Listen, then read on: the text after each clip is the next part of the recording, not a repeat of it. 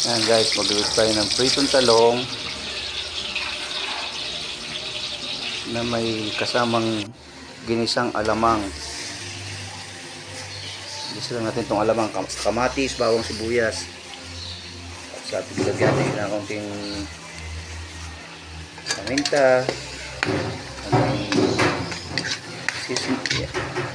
seasoning, tsaka konting suka lang para hindi siya masyadong maalat, para tama-tama siya sa ating pritong talong. Ganyan lang guys yan, gigisa mo lang siya, ganyan lang. Tapos ito, luto na. Pwede natin siyang dating pritong talong na nagsamang chicharon. And guys, kung nagustuhan nyo, please subscribe and like. Salamat!